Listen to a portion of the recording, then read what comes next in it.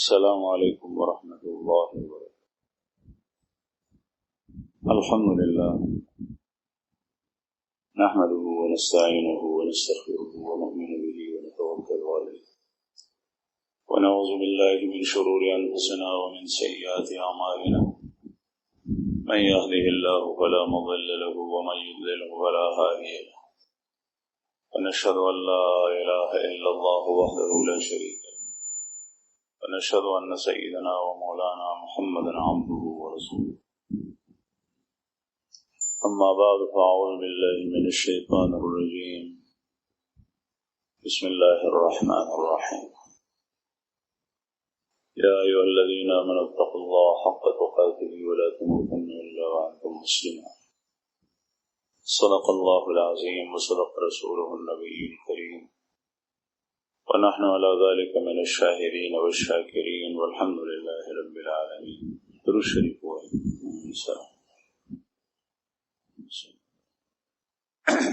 بران و قدرمن مسلمانان رو د دنیا او د آخرت خیر ګټه او پیدا د خوږ پیغمبر صلی الله علیه وسلم په ارشادات او تعلیمات باندې عمل کولو کې د هر فتنې نه بچ کېدل، د هر مشکل حل، د هر مصیبت ازاله، د هر پریشانی لرې کول، د هغې بهترین علاج تریاق او حل رسول الله صلی الله علیه وسلم هغه موقع باندې ارشادات او تعلیمات پیژندلی او باغې باندې عمل کولی، بل لار نشته. او د هغې وجه دا ده چې محمد رسول الله صلی الله علیه وسلم چې کوم ارشادات امت ته وخت په وخت فرمایلی دي دا الله جل جلاله په ذریعه د وحی په هغې باندې نازل کړي. او الله جل جلاله زمونږ خالق او مالک دی او زمونږ په ګټه او تاوان باندې خدای ښه پوهېږي. کله انسان په خپل خیر نه پوهېږي، الله جل جلاله ته پته وي چې په دې کې ستا خیر دی، په ظاهر باندې ده ته په هغې کې نقصان ښکاري. نو د خپل خیر او د ګټې د حاصلولو لار او طریقې کار د محمد رسول الله صلی الله علیه وسلم تعلیمات په دنیا کې هم، په برزخ کې هم، په آخرت کې هم، او د لوی نقصان او خسارې او زیان او تاوان نه بچ کېدل هم د رسول الله صلی الله علیه وسلم تعلیماتو باندې عمل کولی. ظاهر صورت کې به سړی وایي چې په دې کې زما نقصان دی، لیکن په هغې کې به خیر وي. عسى ان تکرهوا شیئا وهو خیر لكم وعسى ان تحبوا شيئا وهو شر لكم. دا کېدی شي چې تاسو یو شی نه خوښوئ، طبعا تاسو ته یو شی خوښ نی، وهو خیر لكم، او حال لا دی چې هغه تاسو لپاره بهتري او دا الله ته پته ده. وعسى ان تحبوا شيئا وهو شر لكم، او دا کېدی شي چې یو شی تاسو خوښوئ او په هغې کې تاسو دپاره شر وي، بدي وي، نقصان وي، خساره وي، تاوان وي، او په دې الله جل جلاله ښه پوهېږي. چې کوم طریقې کار محمد رسول الله صلی الله علیه وسلم بیانوي او الله جل شانه نبی کریم صلی الله علیه وسلم ته په وحي په ذریعه نازل کړی دی، په هغې کې د انسانیت خیر. نبی کریم صلی الله علیه وسلم یو ځل په یو مجلس کې ناست و او حضرت ابو هریره رضی الله عنه ورته مخامخ ناست دی. پیغمبر علیه الصلاة والسلام وفرمایل چې یو پنځه خبرې داسې دي چې هغه زه کول غواړم او داسې څوک دي چې هغه به محفوظ کړي، هغه به یاد کړي او په هغې باندې به عمل وکړي. حضرت ابو هریره رضی الله عنه عرض کو چې یا رسول الله زب استاسو هغه خبرې هغه کلمات هغه ارشادات محفوظم کم او ان شاء الله باغې باندې به عمل کولو کوشش کوم. حضرت ابو هريره رضی الله عنه په دې معاملاتو کې ډېر حریص ټول صحابه کرام رسول الله صلی الله علیه وسلم صحابه هر یو صحابي هغه ستوره د هدایت دی او هغه پس دل هدایت مندلي. بعض صحابه کرامو کې بعض خوبي نور په مقابله کې ډېر وا لکه حضرت ابو هريره رضی الله عنه کې رسول الله صلی الله علیه وسلم ارشادات محفوظ کول دا هرس ډېرو. یو ځل پیغمبر علیه الصلاۃ والسلام نا ابو هريره رضی الله عنه تپوس کی من اسعد الناس بشفاعتك یا رسول الله یوم القیامه، اے دا الله رسوله په ورځ د قیامت باندې بستاسو په شفاعت باندې څوک ډېر سعادت منوي. یعنی کوم کس داسې دی چې ستاسو شفاعت په دغه په حق کې کېږي هغه به د فایده اوچتوي. رسول الله صلی الله علیه وسلم فرمایل چې اے ابو هريره ما وی چې ستانه علاوه به دا تپوس مانه بل څوک نه کوي لما رأيت من حرصك على الحديث او كما قال عليه الصلاة والسلام، ځکه چې ما ستا حرص على الحديث کتلې ته زما د خبرو د محفوظ کولو د هغې د اورېدو ډېر حریص یې تاکې دا حرص ډېر دی. دې نه معلومه شوه چې د علم دین حرص د رسول الله صلی الله علیه وسلم د احادیثو د زده کړې حرص د الله جل جلاله په دین باندې د پوهې حرص او د دین د مسایلو زده کولو حرص دا د الله او د الله د رسول خوښ دی. یو د مال حرص، د دنیا حرص وي، د ډېر خوراک خوړو حرص، د ښو لباس او کپړو حرص، د کورونو جوړولو حرص، د سورلۍ او د ګاډي او د مال دولت حرص. یو هغه حرص دی او یو دا حرص دی، دا رسول الله صلی الله علیه وسلم خوښ دی. ځکه یې فرمایل لما رأیت من حرصک علی الحدیث، ځکه چې زه وینم چې ته په حدیثو زده کړې او اورېدو باندې ډېر زیات حریص یې. او بیا یې فرمایل اسعد الناس بشفاعتی من قال لا اله الا الله، زما شفاعت په ورځ د قیامت باندې به زما په شفاعت سره زیات سعادتمن هغه څوک وي چې چا لا اله الا الله ویلي، یعنی مؤمن ته به فایده رسوي. صدق قلب سره دا کلمه ویلي اشهد ان لا اله الا الله وان محمد رسول الله، دغه کس به سعادتمن وي په ورځ د قیامت. بهر حال په دې مجلس کې هم حضرت ابو هريره رضی الله عنه عرض وکړ چې یا رسول الله زه به ستاسو د ارشادات محفوظ کم او په دې باندې به عمل کوشش کوم. په دې کې زه دوه خبرې تاسو ته بیانوم. نبی کریم صلی الله علیه وسلم په هغې 5 ارشاداتو کې دوه خبرې، یو دا ده چې پیغمبر علیه الصلاة والسلام وفرمایل اتق المحارم تكن اعبد الناس، اتق المحارم تكن اعبد الناس. دویمه خبره ورضا بما قسم الله لك تكن اغنى الناس، ورضا بما قسم الله لك تكن اغنى الناس. یو خبره اتق المحارم، د محرماتنا ځان ساته، تكن اعبد الناس، اعبد الناس تب په خلکو کې زیات عبادت کوونکی د الله. هر مسلمان دا غواړي داغه دا خواهش وي چې زه خپل رب ته ډیر نږدې شوی او بیا ما عبادت ډیر وکړې، ځکه چې د بنده هغه وصف چې په هغې کې د بنده تعریف دی هغه څه شی دی؟ عبد. بنده عبودیت د عبد نه دی. ذکر رسول الله صلی الله علیه وسلم ته د مدح او د تعریف په ځای باندې قرآن کریم کې چې الله جل جلاله کوم لفظ استعمال کړی دی هغه عبد دی. سبحان الذي اسرا بعبده ليلا من المسجد الحرام الى المسجد الاقصى، پاک دی هغه ذات د هر نقص نه او هر عیب نه او هر پستۍ نه پاک دی. الذي اسرا بعبده چې کوم خپل بنده بودلو لیلا من المسجد الحرام الى المسجد الاقصى، د شپې شپې شپه په شپه بودلو دا مسجد حرام نا مسجد اقصا الذي اسرا بعبده، عبد مراد محمد رسول الله صلی الله علیه وسلم دے. نو دا بندہ دا انسان دا مسلمان اعلی تعریف چې په کوم سیز باندې کېږي هغه لفظ د عبد، عبودیت، بندگی. چې څومره انسان په بندګۍ سره متصف وي دومره د کمال ته رسېدلی دی.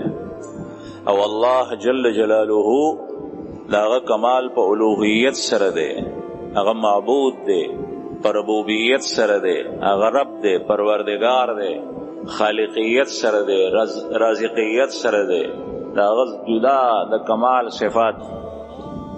نو نبی کریم صلی الله علیه وسلم دے حدیث کے ارشاد فرمائلو اتق المحارم تکن اعبد الناس. دا محرماتنا دا حرام و نزان ساتا تو پٹول و خلقو کے زیاد عابد اگرز. دا خلقو مختلف اقسام بھی مسلمانان یو آغا دے چې آغا د حرامو نمزان ساتی او دے پا عبادت او اطاعت کم دیر مخ کے دے، نوافلم کئی، ذکرم کئی، تسبیحاتم کئی، دا قرآن تلاوتم کئی، او دا گناہ کبیرہ نمزان ساتی، ہر قسم کبائر. دا اعلی درجہ دا، دا اعلی درجہ دا.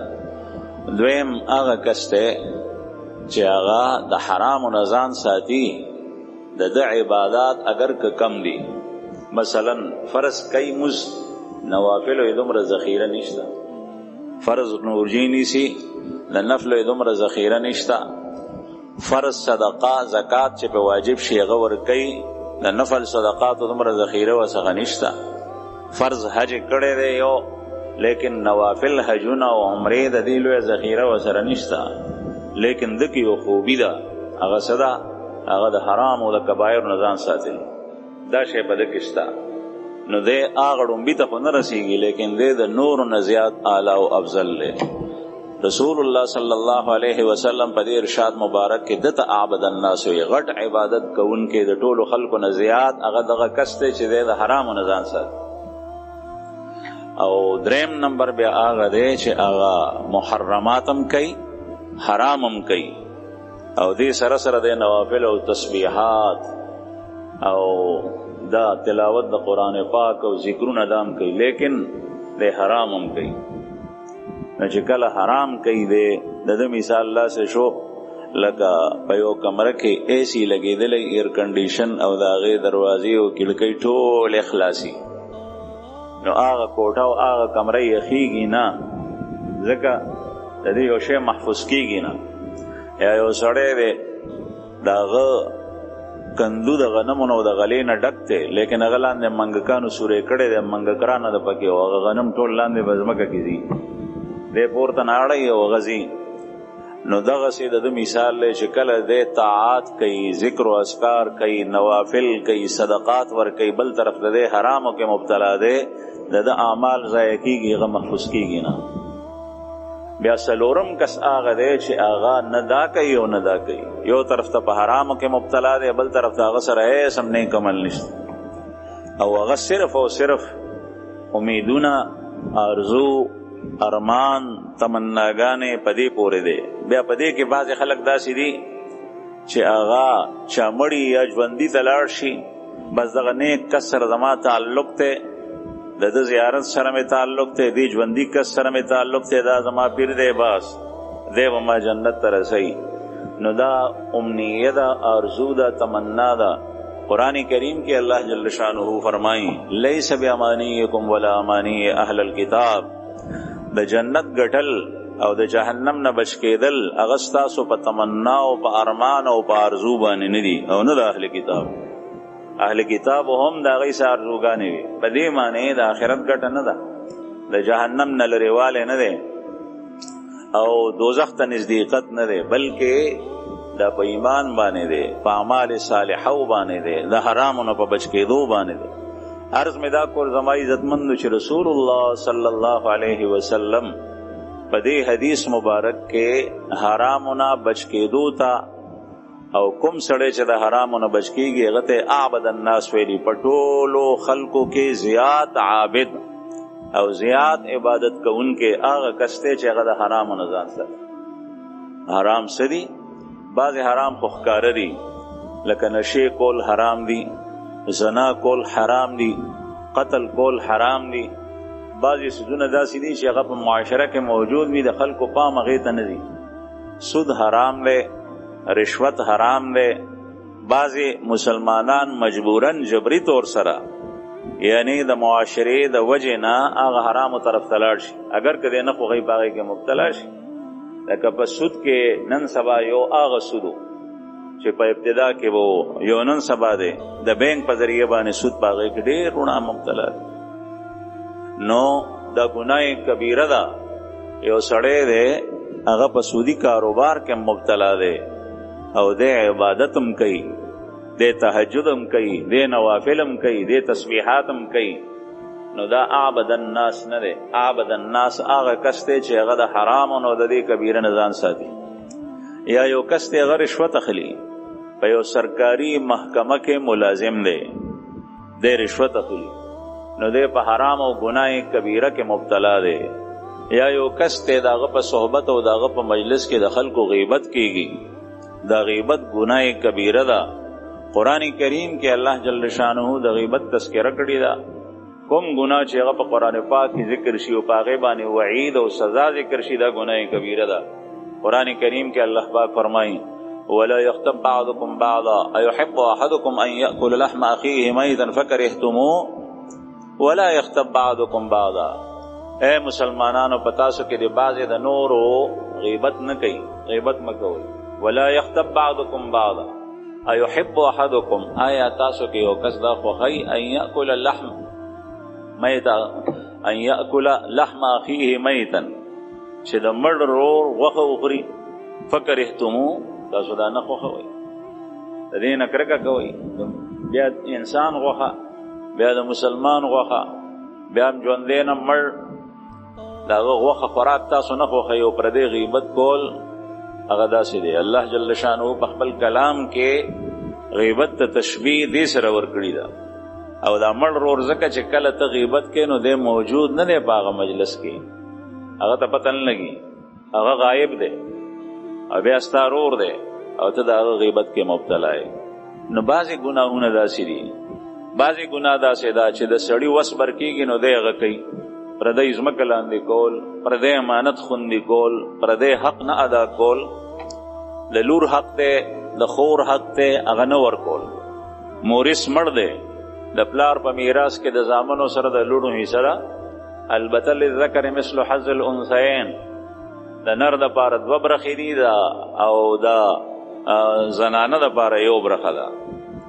لیکن د دې نه زنانه محرومیږي، دا نه ورکوي، دا حرام دي. ځکه چې پردی برخه اغشتل هغه ورکول، هغه نه ورکول او هغه په خپله باندې خوړل پردی حق، دا حرام. رسول الله صلی الله علیه وسلم فرمایي چې چا د چا ځمکه یو لیش برابر ځمکه لاندې کا، هغه یې ځان ته کا، هغه یې خوندي کا. دغه ځمکه به په ورځ د قیامت په عالم حشر کې د حشر په میدان کې د ده په غاړه کې توق جوړ شوی. توق لکه څنګه چې سړی په پانسۍ باندې خیږي، په پانسۍ ګاډ کې یو کړی هغه ورته د مرۍ ته واچي او هغه پې باندې راکاږي، هغې سره پانسي شي. دغسې به دا ځمکه د ده د غاړې ته ختې وي پرته وي او خلک به د ده په تماشۍ دی او په عذاب کې مبتلا وي. او چې کوم سړی سره زر او سپین زر دا یې غصب کړي وي، پردي وي د سره، دا یې لاندې کړي وي، دا به د مار په شکل کې د ده سټ ته پراته وي. او کوم سړی چې پردی څاروی هغه یې لاندې کړی، هغه څاروي به دی او په ځمکه پروت وي، دا څاروي باندې ځي راځي او دی به چغړي کوي په خپلو کپیو سره. رسول الله صلی الله علیه وسلم په یو موقع باندې د جهاد په موقع چې کله جنگ ختم شو، مال غنیمت تقسیمېدو، رسول الله صلی الله علیه وسلم فرمایل چې د چا سره څه دي، د یو کافر مال د هغه لاسته تللی دی، هغه ټول راوړئ د میدان کې وغورځوئ. خلکو مال راوړی او ډېرې جمع شو. د هغې نه پس مال راوړل بند شو. نبي کریم صلی الله علیه وسلم هغه مال په مجاهدینو کې، په غانمینو کې، په غازیانو کې تقسیم کو.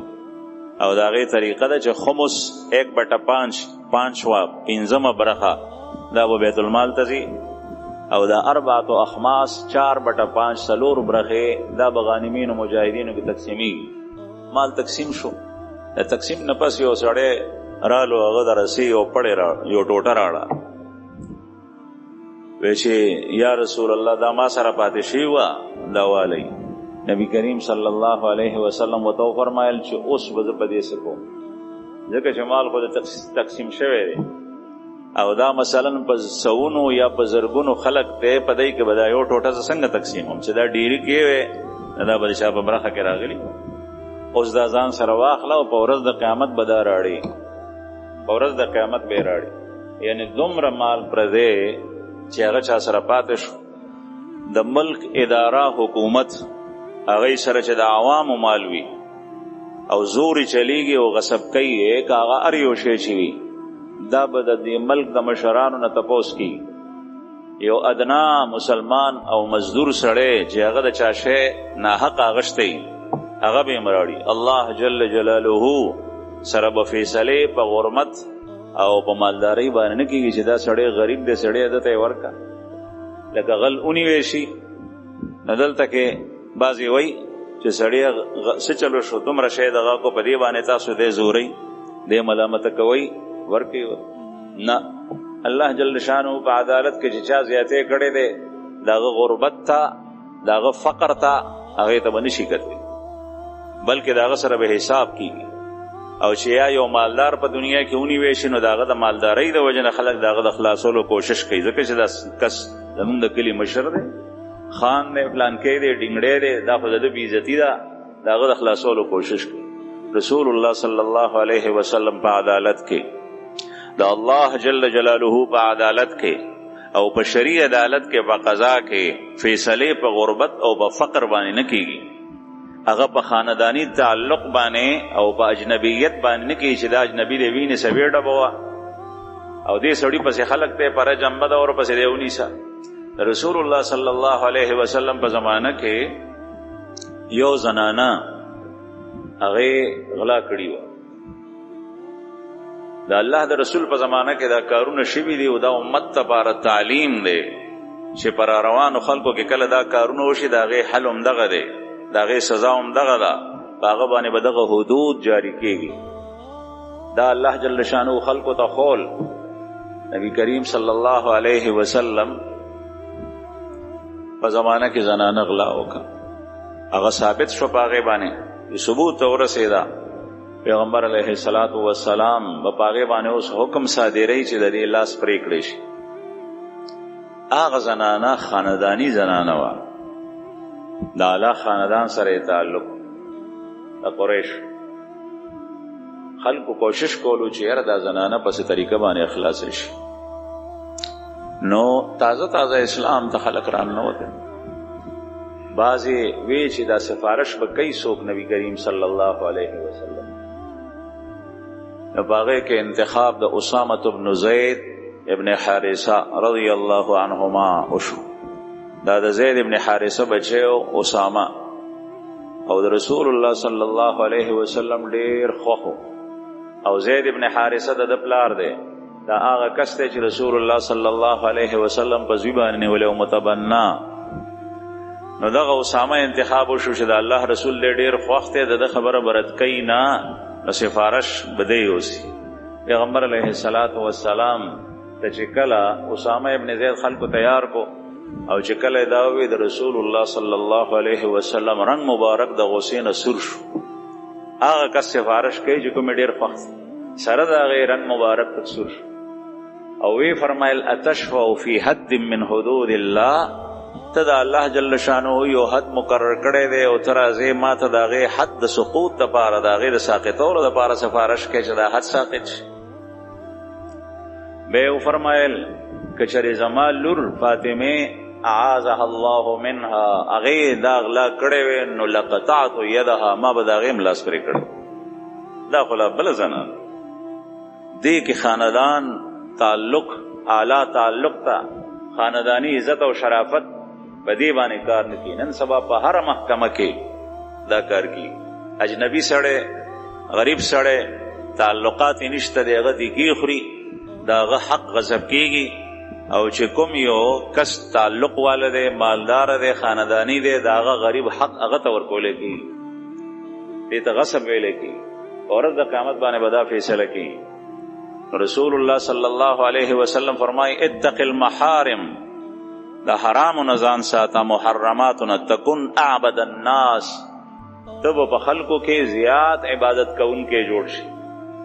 محرماتنا څومره حرام شي دي هغه ستا د چا په خیال کې راضي او کنه راضي په هغې باندې تاسو ویني او کدي نه ویني هغه حرام دي او حرام هر یو سړی نن سبا پیژني دا حرام دي. دومره دا چې کوم څیز ته حرام الله جل جلاله ویلي ستا عقل هغه حلالولی نشي، ځکه چې د حرام او د حلالو فیصلې انسان په عقل او په حواسو سره نشي کولی. دا د الله جل شانه قانون دی چې کوم څیز ته هغه حرام ویلي هغه حرام دي او چې کوم څیز ته هغه حلال ویلي هغه حلال دي. ته دا نشي کولی چې ووایې چېرې حکومت دا سود چې د خلکو نه اخلي په دې باندې مستشفا اسپتالونه جوړوي، پرایمري سکولونه جوړوي، چې کوم داسې کلي دي چې په هغې د خلکو وس طاقت نشته په هغې کې پکې تعلیمي ادارې جوړې کړي، نو دا خو فایده ده. نو الله جل شانه ته د ټولو فایدو پته و، لیکن الله پاک حرام کړي دي. عقل نشي جنګولی دا الله په قانون کې، ځکه چې دا قانون دین اسلام ته نه دی جوړ کړی، د دې یو یو جزیه الله جل شانه د بره نه نازله کړي ده. یو ځل امام ابو حنیفه رحمه الله او حضرت جعفر صادق رحمه الله چې د رسول الله صلی الله علیه وسلم د خاندان فرد دی، د اهل بیتو ملاقات شو امام صاحب سره. امام ابو حنیفه رحمه الله سره څه اشکالات وغیرہ وته وي. امام ابو حنیفه رحمه الله وته فرمایل چې صاحب د تاسو نه د مسلې تپوس کوم. هغه وته ویلو تقدم رايك على حديث رسول الله على حديث جدي صلى الله عليه وسلم. ما اوریدلی دي چې تخپل رائے او خپل خبره د رسول الله صلی الله علیه وسلم په حدیث باندې وړاندې کې د الله د رسول حدیث رستو کې. امام ابو حنیفه رحمه الله تو فرمایل استغفر الله استغفر الله، دا الله نه مغفرت طلب کوم چې زدا سي وکړي. به وته یو څو خبرې او فرمایلې باغې کې یو داوا چې زنانه کمزوري ده که نارینه کمزوري ده. وی زنانه کمزوري ده، سړی چې نه هر شي پیسې وسرنی د هر چا تتلی شي، هر یو کار کولی شي، پس طریقه باندې ځان ته څه وګټي. نه زنانه داسې نشي کولی، ځکه چې هغه عورت ته هغه پرده ده، هغه سر نه تر پښو پورې حیا ده، هغه داسې نشي کولی. نو زنانه کمزوري ده په نسبت د سړي. بیا امام ابو حنیفه رحمه الله تو فرمایل چې برخه په میراث کې د زنانه ډیره ده او که د نارینه ډیره ده. جعفر صادق صاحب رضی الله عنه وتو فرمایل چې د سړي ډیره ده. لذکر مثل حظ الانثیین، د سړي دوه برخې دي، د ښځې یو. امام ابو حنیفه رحمه الله وتو فرمایل که چېرې ما رائے په حدیث باندې مقدم کولی نو به وایي چې ښځې ته دوه برخې پکار دي او سړي ته یو، ځکه عقل لا وایي چې کوم کمزورې صنف دی نو هغه ته ډیره ورکړه، او چې کوم طاقتور دی ګټلی شي نو هغه ته یو ورکړه، دی به ځان ته وګټي، لیکن زنانه به څه کوي. لیکن سره د دې دغه وخت کې مونږ عقل حواس نه جنګو، او چې څنګه الله پاک او د الله رسول فرمایي هغسې کوو. نو عرض مې دا کول زما عزتمندو دغسې څو تپوسونه یې نور وکړل چې د عقل په موجب باندې په عقل باندې هغه مسائل احکام د دین اصول یا جزئیات هغه نشي کته چې دې کې خدا فایده ده، دې کې دا حکمت ده، دې کې دا حکمت ده. نه، چې کوم شی الله جل شانه حلال کړی دی هغه حلال، او چې کوم الله حرام کړی دی هغه حرام. عرض میں دا کول زما عزتمند چې رسول الله صلی الله علیه وسلم فرمایي، د نبی کریم صلی الله علیه وسلم یو خبره هغه ته جوامع الکلم وای، یعنی پورا تقریر او بیان چې په غنټو کې چې په هغه کې تاسو مر احکام بیانول شنو د الله رسول دا غې نه ډیر په یو خبره کې بیان کړي. اتق الله تكن اعبد الناس، اتق المحارم تكن اعبد الناس. د محرماتنا، د حرامنا، د کبائرنا ځان وساته، ته په خلکو کې زیات عابد د الله جل شانه په نږدې وشي. نو زما عزتمندو کله چې سړی په ګناه کبیره کې مبتلا وي او دې تسبیحات او تلاوت او نوافل او صدقات دا کارونه کوي، هر یو خیر کار چې کوي دته اول پکار دی چې دا ګناه کبیره پرېږدي. سود کې مبتلا دی او دا نیک کارونه کوي، سود دی اول پرېږدي.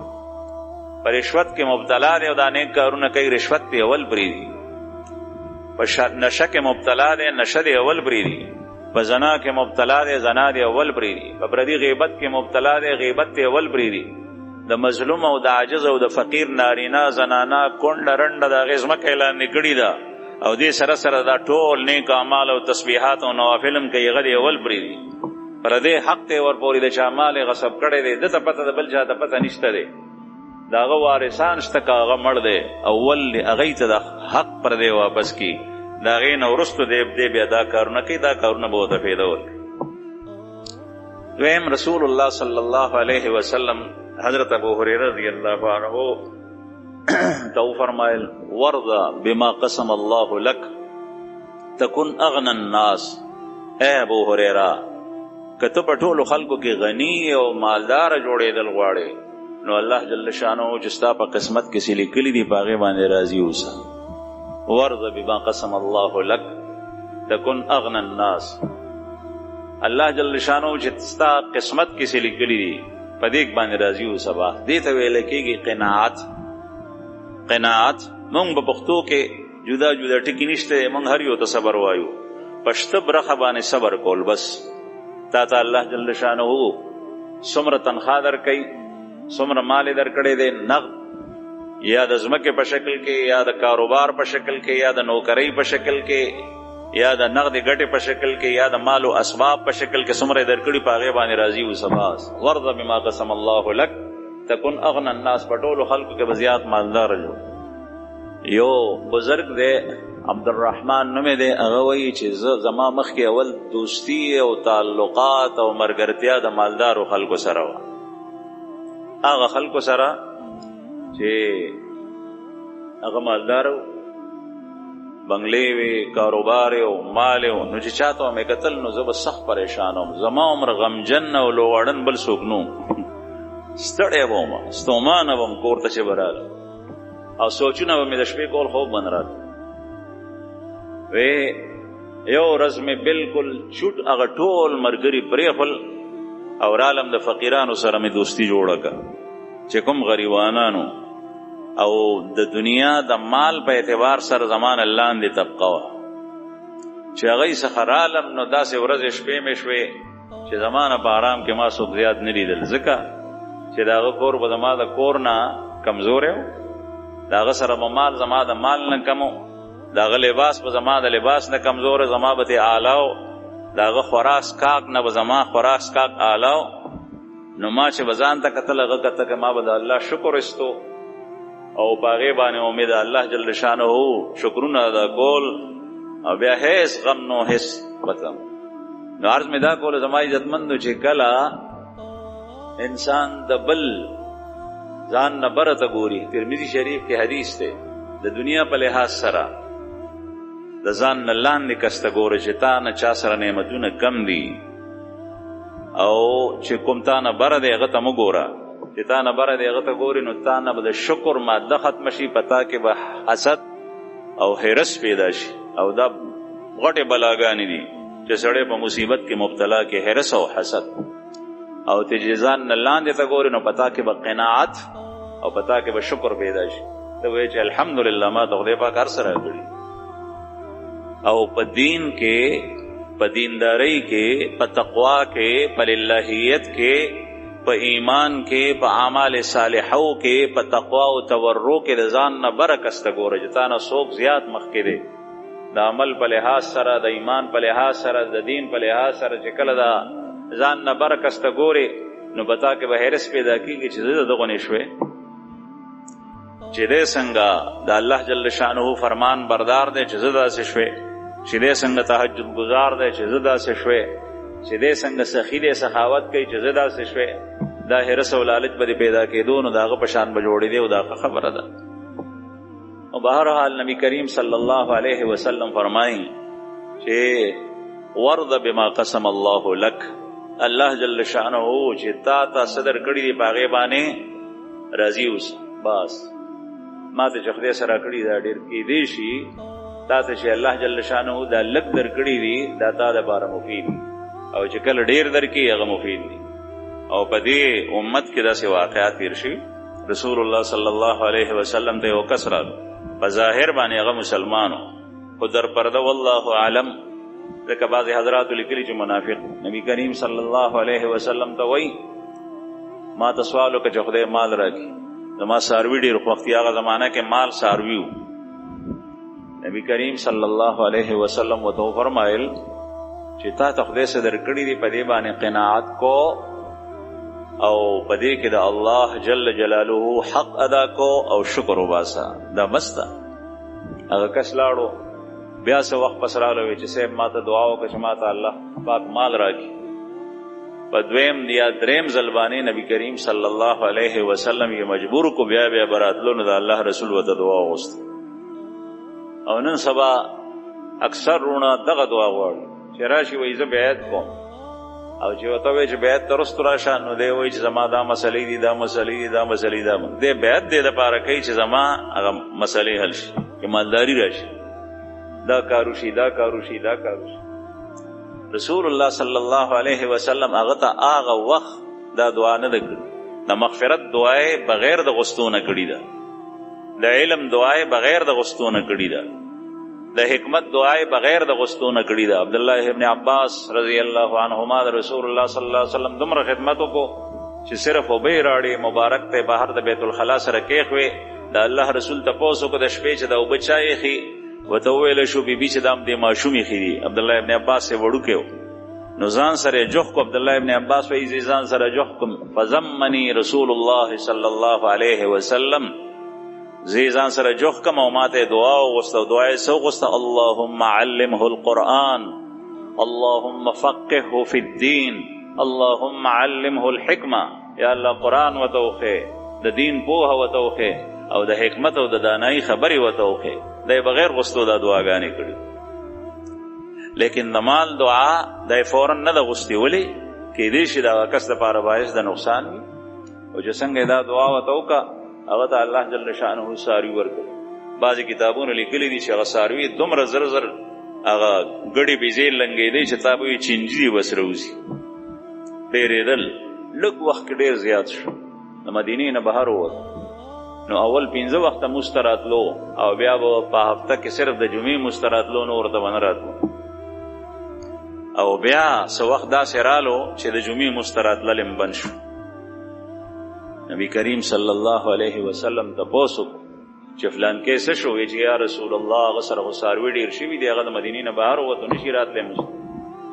پیغمبر علیه السلام د ناراضتیا اظهار وکړو، خفه شو.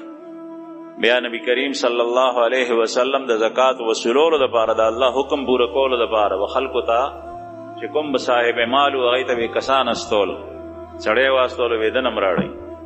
د څخه چې لاړو نو د مال د ډیروالي د وجه نه فرعون جوړ شو، نمرود ته نه جوړ شو. د وی چې دا مال خو قارون ته جوړ شو، دا مال خو ما په خپلو لاسو ګټلی دی، تاسو زمانه ټیکس وصولوئ. دا خو ټیکس دی. هغه زمانه کې به چې کوم بس جابر او ظالم سړی و د یو قبیلې سردار، بیا به هغه بته ایښي وه په خلکو باندې، هغه به یې وصولوله. ته به دومره راکې ته به دومره راکې ځان ته. نو دا ظالمانه ټیکس، دغه ټیکس په خلکو باندې په هغه زمانه کې و. نو د هغه نسبت وکړو چې دا خو هغه ټیکس دی. حالانکه زکات خو د الله جل جلاله حکم دی، زکات عبادت دی، زکات د دین اسلام یو ستن ده. د زکات مال الله جل شانو خلکو ته مال ورکوي، الله پاک په مال څه کوي. او رسول الله صلی الله علیه وسلم په خپله مال نه اغشت، هغه خو په خلکو تقسیمولو. دا بیت المال تراشي او دا په فقراو ضرورتمندو باندې تقسیمیږي چې یو سړی سوال نه کوي، چاته محتاج نه چې د هغې ضرورتونه پوره کېږي. نو عرض مې دا کولو زما عزتمندو چې د هغه حالت دا شو. بیا نبی کریم صلی الله علیه وسلم په مجلس کې د هغه بارکه آیات نازل شول. نو ټول قوم پې ذلیل او رسوا او شرمنده شو، ملامته شو. هغه ته لاړل د قوم کسان وی فلانکي ډنګړي بدبخته تا په بارکه آیات نازل شول، دوکه لاړ شه دا مال لی اوسه. هغه چې مال راړو د الله رسول ته وانه غشت. وی واپس وړه نه قبلوم، الله ستا عمل نه قبلی. بیا حضرت ابوبکر صدیق سے په دور خلافت کې رسول الله صلی الله علیه وسلم چې د دنیا نه تشریف یوړو بیا هغه ته راوړو، هغه وانه غشت، وی چې د الله رسول نه دی غشته زه نه قبلوم. بیا حضرت عمر رضی الله عنه په دور خلافت کې هغه هم وانه غشت. بیا د حضرت عثمان سے په ابتدا کې هغه وانه غشت. بیا د حضرت عثمان سے په خلافت کې دی په دې حال کې مړ شو. آسان تکرهوا شیئا وهو خیر لكم وارض بما قسم الله لك تکن اغنى الناس. چې کوم شستا سره دی پاغي باندې قانع اوس، قناعت ډیر خشه دی. کې دې شي چې ته ډیر زیات زور لګې په خبرو کې، په منډه تړل کې، او هغه تا دپاره ښه ني، او د څیز ظاهري یو شاني او د هغې حقیقت بل شاني. بل د دې جملې مطلب دام دی چې د الله جل شانه په تقدیر باندې راضي اوسه. ورض بما قسم الله لك. ستا تقدیر، ستا کومه برخه چې لوح محفوظ کې او د الله جل شانه په علم کې د پاغه باندې راضي او دې ته رضا بالقضاء وي، یعنی خدای چې ستا په حق کې کومه فیصله کړې ده پاغه باندې راضي اوسه. کله کله یو سړی په مصائبو کې راګیر شي، فقر راشي، مال نشتا، خوراک سکاک نشتا، نو دې ګډې وډې شروع کی، ځان تم کنځلې، ښځې تم کنځلې، ماشومانو تم کنځلې، او کله کله د دې دایرې نه دی اوزي نو بیا دین اسلام ته سپک او بدرد ویل عیاذ بالله. او چې کله دا شروع شو د اسلام نه ووت، کفر کې داخل شو،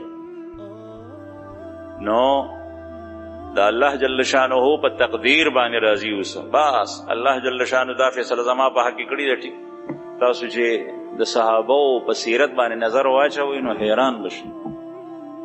د هغوی د کپړو سهالو، د هغوی د پیزار سهالو. یو جنگ شوی دی هغې ته غزوه ذات الرقا وایي.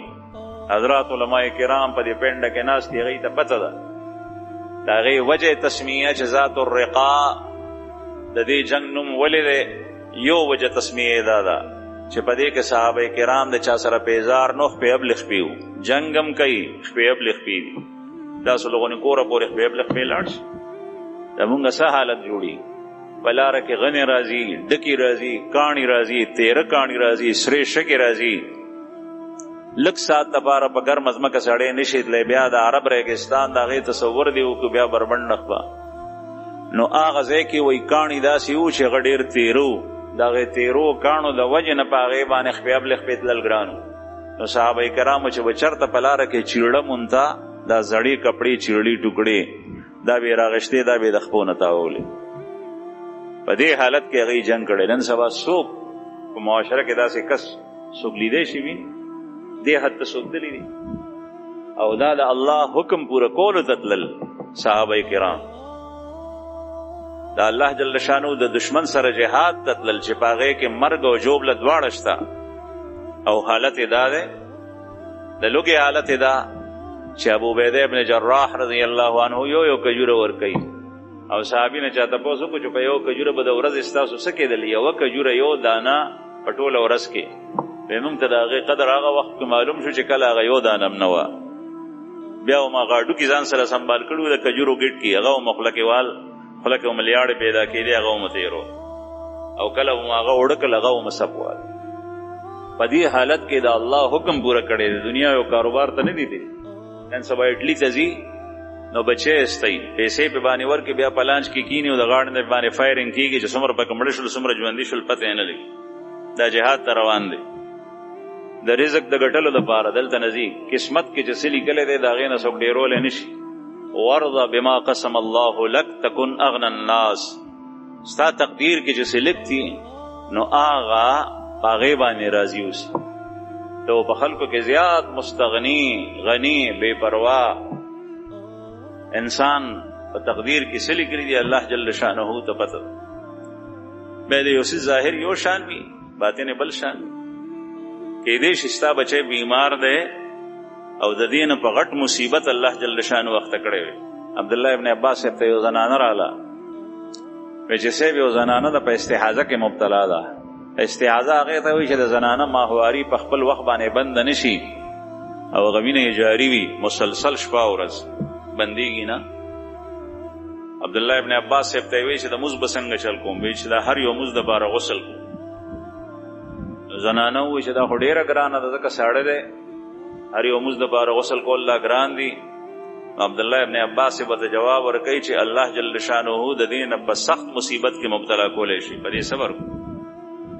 دا خو د خدای خوښه ده، د الله جل شانه ملک دی هر یو څیز.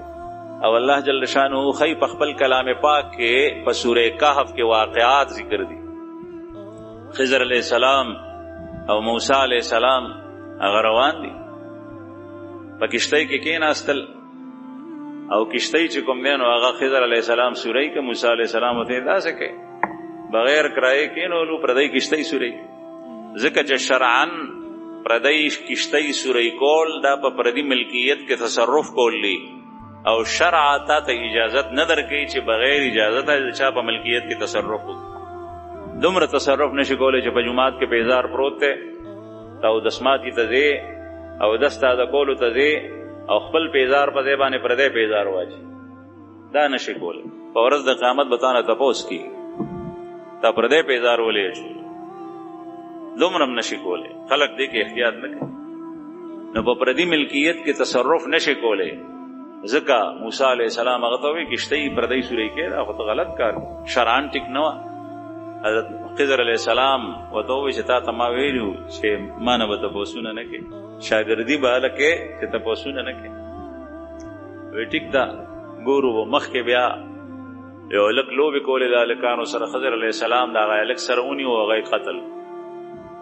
موسی علیہ السلام د هغې نه سخت انکار وکړو، ورته ویې چې اقتلت نفسا زکیة بغیر نفس، یو پاک نفس زکیه هغه ماشوم دی د خدای حکم پې لا نه دی راغلی بې ګناه دی او هغه ته وجنې بیا قتل کې، دا خو تا ډېر خطا کار و. لقد جئت شیئا نکرا، سخت منکر کار دی وکړو. خضر علیہ السلام ورته ووایي چې دا ته ما نو ویلي. په آخر کې ورته جواب ورکړو چې دا کومه کشتۍ ما سورۍ کا نو دا بادشاه ظالم را روانو غاصب هغه نوی نوی کشتۍ د خلکو نه ټولولې او دا د دوه ورونو وه د مسکینانو فقیرانو، او د هغوی دغه کشتۍ وه، نور مال شاته نو، د هغوی د ګټې صرف دغه یو کشتۍ وه. که چېرې دا سورۍ نه وی نو بادشاه روغې کشتۍ ټولولې دا به یې ترې نه اغوښتې وه، او چې دا سورۍ وویني نو دا به هغوی ته برید، په دې کې د هغوی خیر دی.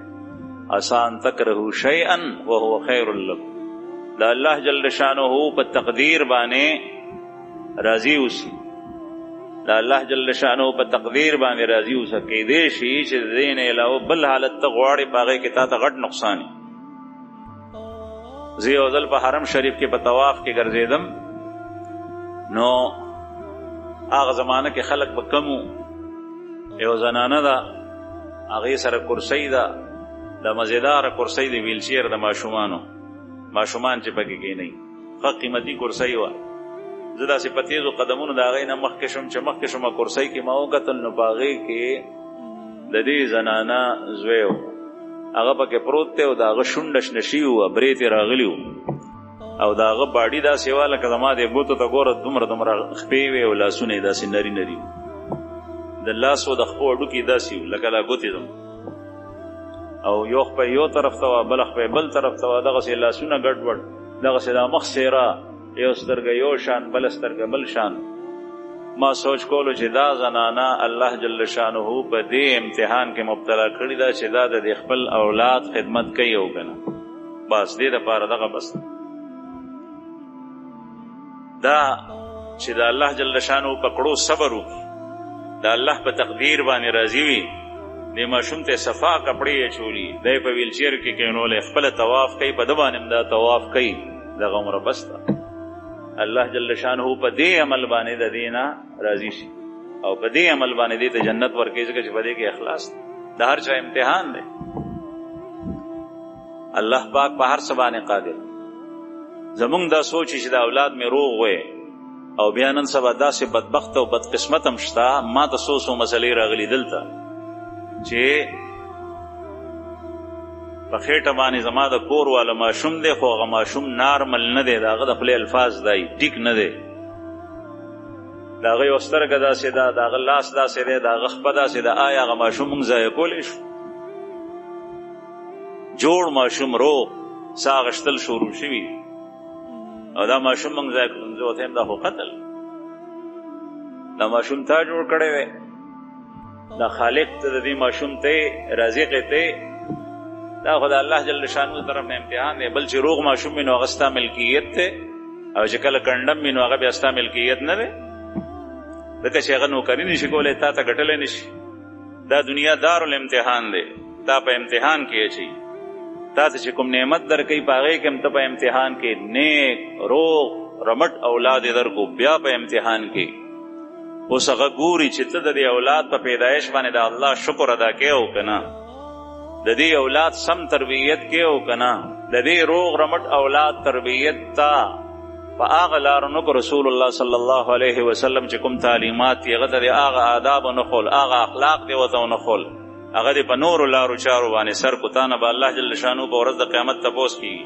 کلکم راعن، زه نه ویم، د الله رسول فرمایي کلکم راعن وکلکم مسئول عن رعیته. غټ امتحان کې هر یو په تاسو کې راعي دی، نگران دی، نگهبان دی. ته خو د دې اولاد نگران یې، ته د دې محافظ یې، دا ډیوټي تا ته حواله شوي دی. لکه څنګه چې د یو کور څوکیدار څوکۍ کوي د کور، هغې کې خو دې تصرف نشي کولی چې دا کور د هغه شو خرڅی یې، نه، بلکې دی به د هغې کور څوکۍ کوي. مالک به ترنه تپوس کوي چې دا شی چېرته لاړو. الله جل شانو تا ته اولاد درکړی دی، ستا د خوشحالۍ باعث دی، ټیک ده، دا اولاد یو حده پورې ستا خدمت هم کولی شي. نن سبا زمونږ اولاد خدمت د مور او پلار نه کوي، دې ته یې نه خوشحالېږي، په بلو لارو چارو یې سر کړي. مور او پلار بوډاګان په کور کې یوازې پاتې شي، یو زوی په امریکا کې دی، بل په فرانس کې دی، بل په جرمني کې دی، بل په انګلینډ کې دی، هغه د خپلو ښځو سره هلته وخت تېروي، دی د تعلیم اثر وي، او هغه ته یې دا نه دي ښولي چې د مور او پلار څه حق. حالانکه د اولاد د مور او پلار سره وجود د هغوی په خوا کې ناسته د لوی نعمت دی. قرآن کریم کې الله جل شانه د یو کافر په باره کې فرمایي چې ما هغه ته دومره نعمت ورکړی چې مال مې ورکړو، مهدت له تمهیدا وبنین شهودا ومهدت له تمهیدا. زامن مې ورکړي و، هغه زامن به ورسره حاضر وو. دې نه معلومیږي چې زامن د مور او پلار سره موجود وي، په مجلس کې ناست وي، دا لوی نعمت دی. زامن وي دا بیل نعمت دی، بیا د زامنو وجود د مور او پلار سره لوی نعمت دی. څنګه لوی نعمت دی؟ مور او پلار چې بوډاګان شي د خپل زوی ته ګوري نو دی خوشحالي. مور او پلار چې بوډاګان شي دا زوی ورسره یو پسته او نرمه خبره وکړي دی خوشحالي.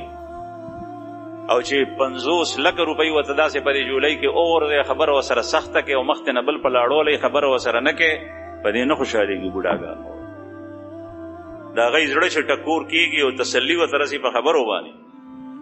مور او پلار چې خوشحالېږي په دې باندې چې دا زوی د مور لاس ونیسي، ټول عمر یې یادوي. که چېرته بیماره شي او د زوی دا مور چې کوم دی نو په غېږه کې واغېسته او ډاکټر ته یې بوتله، نو بیا هغه بچي ته د زړه نه دعاګانې کوي. دا د مور او پلار غټه خوشحالي ده. وبنین شهودا.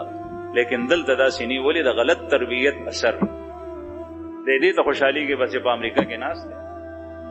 نو عرض مې دا کولو زما عزتمندو چې د الله جل شانه په تقدیر باندې رضا چې خدای پاک څه لیکلي دي په هغې باندې راضي پاتې کېدل پکار دي. کوم تقسیم چې د رزق ستا په باره کې الله جل جلاله کړی دی په هغې تقسیم باندې راضي اوسه. ژوند به مو ډېر په مزو سره په خوندونو سره تېرېږي. الله جل شانه دې مونږ ته د خوږ پیغمبر صلی الله علیه وسلم په تعلیمات او ارشاداتو باندې د عمل کولو پوره توفیق راکړي. واخر دعوانا الحمد